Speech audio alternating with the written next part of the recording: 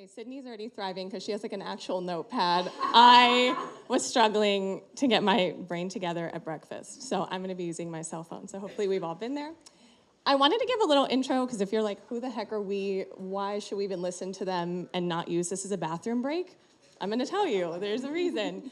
My name is Natalie. I don't take a lot of selfies and I dyed my hair, so it doesn't look like me, but it's me. I have been at Gorgias, where a help desk, e-com help desk primarily for about 4 years. I was a CSM before I started hanging out on the partnership side. So I've been, all the fun things, yelled at, thanked, done like all the craziness that we love customer-facing roles happening. And one of our actual mutual merchants with Horatio, who's honestly killing it with this event, is Fresh Clean Threads, and we have Sydney. So Sydney, give yourself a little intro. Yeah, hi everyone, I'm Sydney. I lead CX at Fresh Clean Threads, where I've been for about 2 years, and we've been with Gorgias from the beginning, and we've been with Horatio for about 5 years now, I think, so for a very long time. We love both partnerships. Fresh Clean Threads is a D2C apparel company. We're focused on high quality basics, so our amazing t-shirts are our bread and butter. I was gonna say, they're really soft. They're good. Yes. It's just like a little plug. So we're gonna talk about everybody's favorite topic, numbers. Yay! I'm not even a numbers girl. I failed geometry in 7th grade, so I have the proof, okay? But we're going to talk about why they're actually kind of great. So hopefully some, if not most, all ideally have figured out why they're great. But basically, when you guys are reviewing, either from a brand, an agency partner, whatever kind of angle you're coming from, you know what you want in your tech stack, you know kind of what you want it to do. And then if it has great stats, good deal, but it's not always like the sexy thing. They don't sell it to you. It's not AI. It doesn't have like all the bells and whistles and cool names.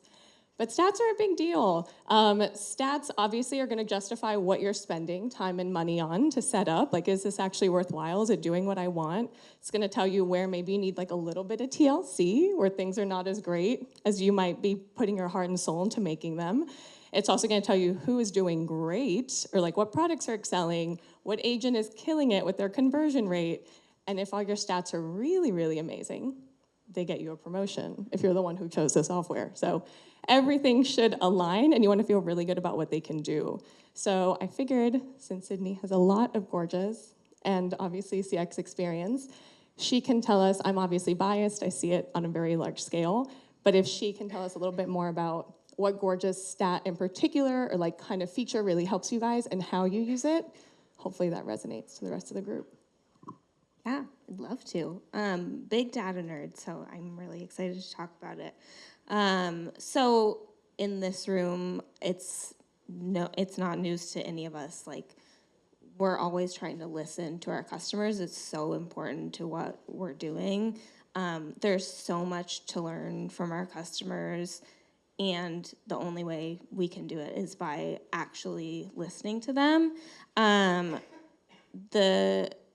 The thing that I have found at a startup D2C company is when you start really small and you're receiving feedback and tickets from customers and you have a few customers, you can just read all the messages and you can learn what your customers want and need by looking at every conversation.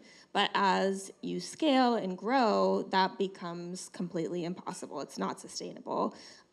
So when we started working with Gorgias, we used Gorgias's tagging system, which was great for us to keep track of customers' thoughts and feedback, their concerns, their issues, and try to find patterns by looking at those tags and then diving into those tickets and reading the messages to get the details about those tickets that are tagged in that way.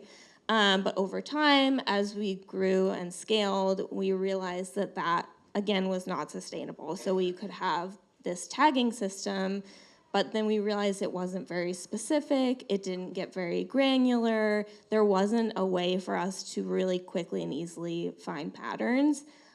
So when Gorgias released their custom ticket fields feature, Game changer. it was a huge game changer. I have that written down on my notes. Game changer.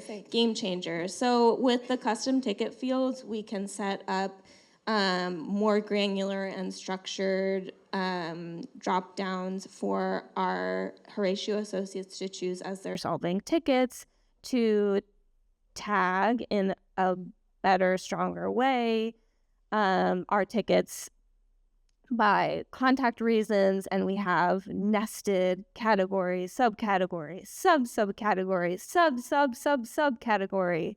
And then we can further drill down into what resolution did we use, and what product SKU was involved, and what was the order number. And we can use that data to connect things together to really, really, really learn what's happening. And actually, to your point, Sarah, I really liked it because we can find those patterns and stop the bleeding when there's an issue, so that customers don't have to contact us anymore. They don't want to talk to us. So we fix the issue. They don't have to. It's gone. Sydney is also being really nice because I've been at Gorgias long enough to know the tags were not that great. But she's still with us, so she stuck around. The tags were good, but just so that actually would have been a cool visual. So we live, we learn. Please, you would never be bothering me, but if you want to see it, I will happily show you if you're kind of curious.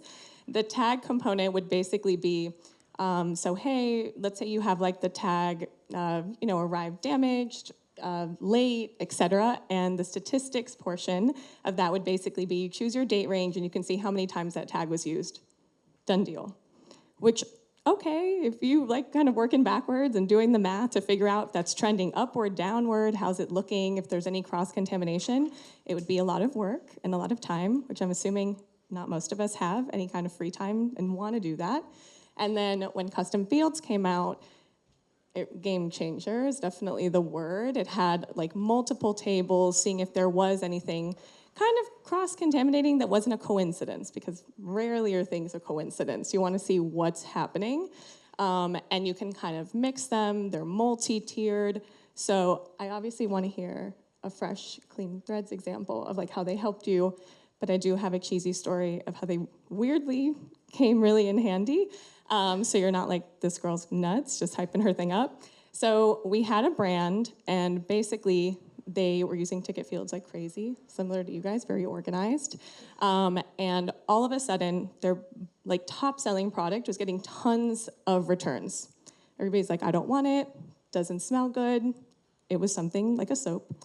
And basically they were like, the odor's gone, I just got it, what is happening? Something is wrong. And they were getting tons of returns.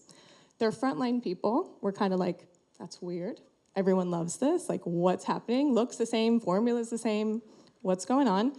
And basically, when their lead got the report and started talking to like the fulfillment team, it was as simple of where they put the product in the warehouse had changed shelves, and now the shelf was hitting sunlight. Who would have not, like, mind blown. I thought that was very impressive. So basically, they were able to see like the date that they actually moved the product around in the warehouse had like a direct like correlation to when these things started coming through. So they easily did a little reshift, and they have the data to track that it like immediately went back to normal. So it's things like that that seem kind of minuscule, and you're like, oh, it's cool to know, but it genuinely can make a difference. So I thought that was a pretty neat example. Tell me, do you have like a dramatic soap story, or how it helped you not guys? as dramatic, but similar story, because we can track the contact reason as well as the product SKU and the order number. We pulled our data in from Gorgias using API into our data warehouse, and we cross-referenced that data with the order data from Shopify and in NetSuite. And so we can track where that order came from, which warehouse, and also we can track the product lot. And so For example, that helps us if we see an uptick in orders or in customers who tell us that their order had the wrong item in it. Then we can cross-reference that and see like which warehouse is that happening at. And if it's one specific SKU, we can contact our 3PL partner, have them run down to the warehouse and look at where that product is being picked and packed. And maybe it was in the wrong spot, and so they're picking and packing the wrong SKU, and it's being sent to all the customers. And the fix is put that box of that product in the right place, and then we start sending the right product, and we don't have this issue with customers anymore. Or with the lot, we can have our product team reach out to the manufacturer, and they can look at that specific lot if we see an issue that has been repeated over time, and pull that lot out of the warehouse, and then send it back to the manufacturer and have them investigate what happened with this specific product with this lot, and make sure it doesn't happen again. So basically another soap story. Exactly. I love it. That's good. Exactly. No, that makes a lot of sense. And then what I'm wondering too, because again, you're seeing it like from the merchant side, right? Like how often do you guys do these kind of cross comparisons report? Is it like on a daily basis, monthly basis? Like how does it work for the actual brand? Yeah, basically, I would say I have a running dashboard in our data warehouse that I'm looking at the contact reasons and looking at the regular volumes of things, and how many tickets do we usually see per week, per day in this contact reason. And if I see that it's increased, then I'll dive farther into the subcategories and the subcategories, and then diving into the cross-reference data and looking at what are the patterns that I'm seeing, and reaching out to cross-functional partners within FCT and saying, hey, I'm seeing an uptick that this is happening. Do you guys have any context for why this might be occurring? And maybe they'll say, oh yeah, this was happening at the 3PL. Like, I think that could be why. And then we can dive into the tickets and make sure if that's the case, or no, we have no idea. Okay, let's work together and figure out what's going on, what are customers saying, looking at examples of tickets, seeing if there's a pattern that we can get to the bottom of. And I think that's honestly something to think about. These would be problems that insert soap brand here, and Sydney would have figured out, right, in these examples. But the whole thing is basically you don't need to spend the time doing it. If you have your actual statistics and reporting aligned, it'll speed you up immensely. So it's not that we couldn't solve them without it, but it's good to know. I did have one other question for you. Is there another kind of, again, I'm biased, I'm from Gorgias, right? So another, for the people who don't know, we're just making sure everybody's on the same page, another cool Gorgias reporting feature that you guys use often, if it's a conversion rate or tracking agent performance. Is there another one that you guys find particularly helpful? I think we really like the in Gorgias CSAT reporting. I think that works really well for us, that it all lives in one place and we can report on that tied together with the tickets. I think we really like that CSAT. Yeah, I'm a big CSAT person. Yeah. I could talk about CSAT for a while. If anybody wants to talk to me about a satisfaction survey, I think they're interesting. No, guys, that's super helpful. I was going to say, we kind of scrunched it up because we ran late, and I never want to interrupt anybody's lunch ever. So did you guys have any questions that maybe you wanted to ask us? If you rather ask them one-on-one, you sound like me, and we can meet outside. But does anybody have any questions or comments? Anybody have PTSD using Gorgias tags before the ticket fields came out? Got a shot. Doesn't like me. The level of sophistication that you're talking about is humbling and really cool, frankly. I'm curious, I never had the benefits of a data warehouse and a NetSuite and all of these things filing down into it in a really granular way.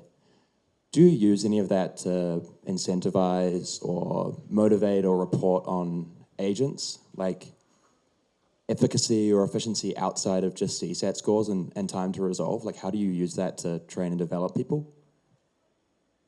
Yeah, that's a good question. Yeah, I mean, we can, because we have all of the data for for each ticket coming from Gorgias. We can use it to calculate productivity and efficiency for each of our agents, and so we use that a lot to work together with our team leads on our Horatio team to share that data and look at, what percentage of messages are being sent within our SLA, what percentage of tickets are being sent within SLA per agent. And so we can really drill down on more specific data when it comes to productivity and efficiency.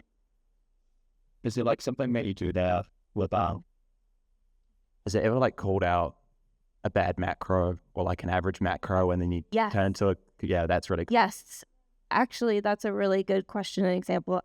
We were able to find some inefficient macros where we looked at the number of messages per ticket, and we would see like higher back and forth between customer and agent. And in looking at that, we could see like, oh, this initial macro could have 2 thoughts in it for the customer versus 1 thought, and having to come back and forth, ask the customer more questions, asking the question from the start, and that removes an entire message and just adds to efficiency. Yeah. Fire. Thank you. I just wanted to add really quick too, there's a whole, and again, depending on how comfortable and familiar everybody is with Gorgias, there's kind of this, our stats are getting a nice little revamp at the end of the quarter. So if you are on it, be on the lookout. But there's a whole agent, kind of dashboard where depending on the brand, the age demographic, what the actual, merchant is interested in, they're looking at different pain points that they're kind of able to measure their actual team on. So for example, I had a really kind of like high luxury sofa brand, and they didn't want their tickets to only have like 1 or 2 exchanges. Like they would reward their agents for having like at least 10 touch points, because what they were selling was so high, like it kind of worked in the other way for them. So, I mean, you can measure all of those things. It really just depends on what you're looking for. It's definitely all possible. And I love spotting a bad macro. You can archive them now. Anywho, any other questions?